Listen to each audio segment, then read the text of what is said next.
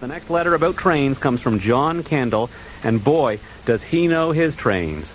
Dear Stuart McLean, at 74 going on 75, I'm certainly of the railway generation, and I actually worked for 3 railroads, the CB&Q, that's the Chicago, Burlington, and Quincy, the Boston and Maine, and the Great Northern, all brief stints in non-operating capacities.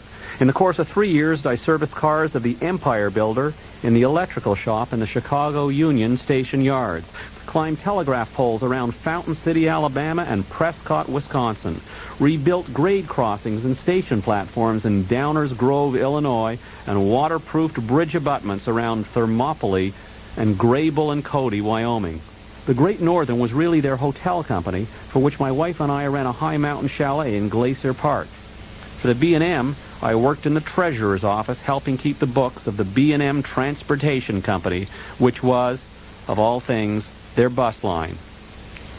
When I was a kid, the best part of any summer was a stay with my great-uncle and great-aunt on their farm in Newport, Vermont, a mile or so south of the longest undefended border. The farm was cut in half by a line of the Canadian Pacific. All the way from Newport, at the south end of Lake Memphremagog, the grade was up.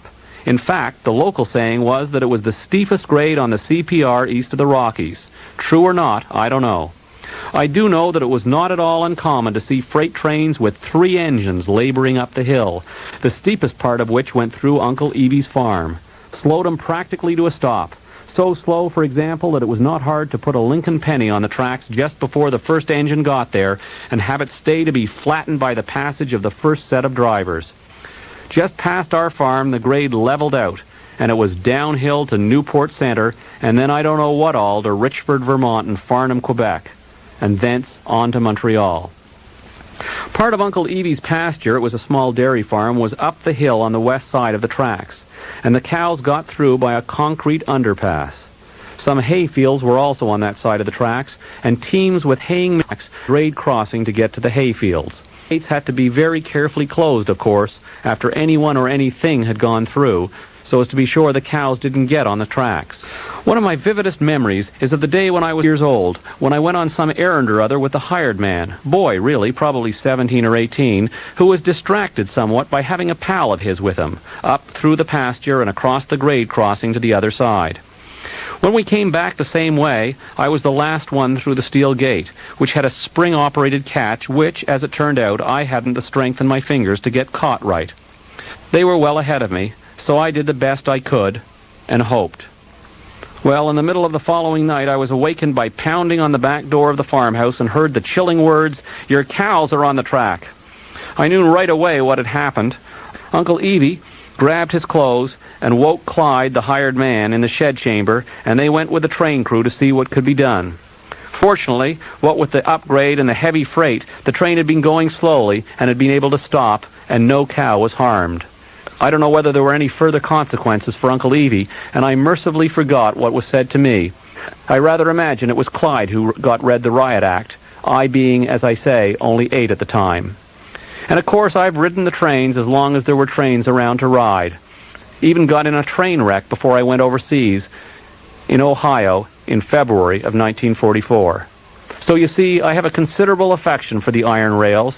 Now I even ride a bike where there used to be rails on PEI along the Confederation Trail. I just can't keep away from them. Incidentally, Stuart, I'm writing this in the Kensington Railway Station, a National Historic Site, which now serves as the town library. Yours sincerely, John Kendall.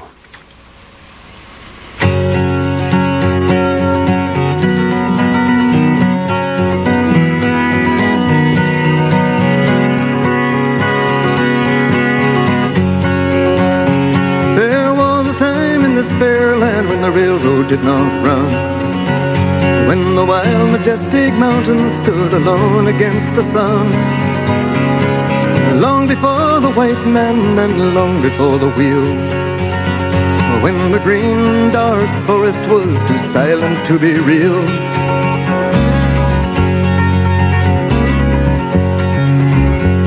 But time has no beginnings and the history has no bounds. As to this verdant country they came from all around. They sailed upon her waterways and they walked the forest tall, built the mines, the mills, and the factories for the good of us all.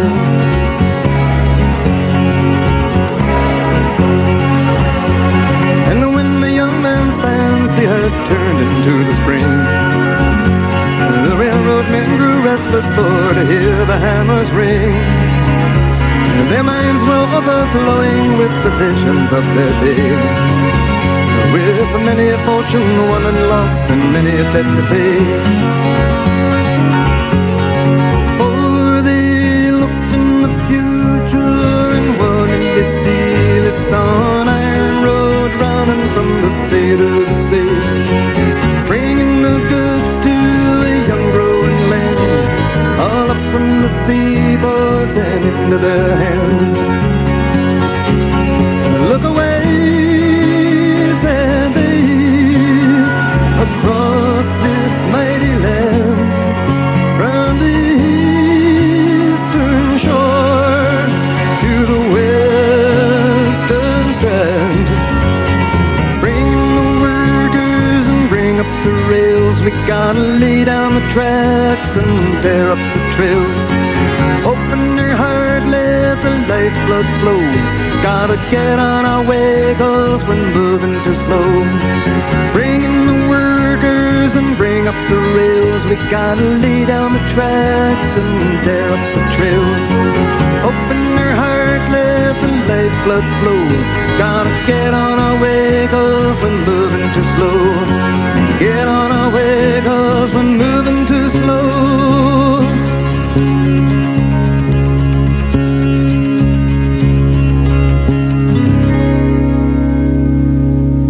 Behind Blue Rockies, the sun is declining. The stars, they come stealing at the close of the day. Across the wide prairie, our loved ones lie sleeping. Beyond the dark oceans, in a place far away, we are the navvies who work upon the railway, swinging our hammers in the bright blazing sun, living on stew and drinking bad whiskey, mending our backs till the long days are done. We are the navvies who work upon the railway, swinging our hammers in the bright blazing sun,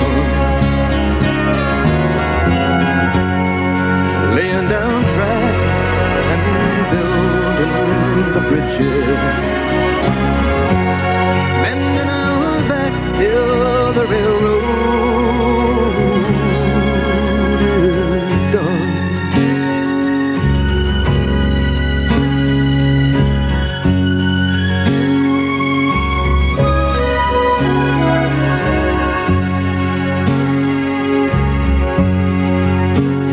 So over the mountains and over the plains, into the muskeg and into the rain, up the St. Lawrence all the way to Gaspé, swinging our hammers and drawing up hay, driving them in and tying them down, away to the bunkhouse and into the town. $1 a day and a place for my head, a drink to the living, a toast to the dead. Oh, the song of the future has been sung. Oh,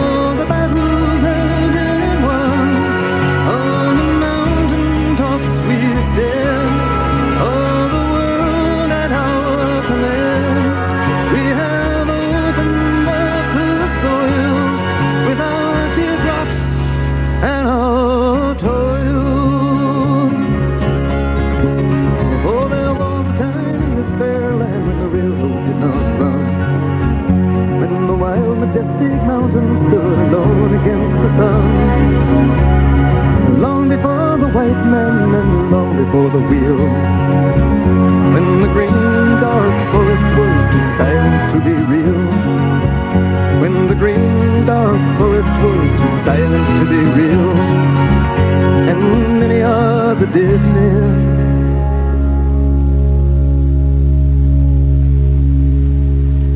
Too silent to be real.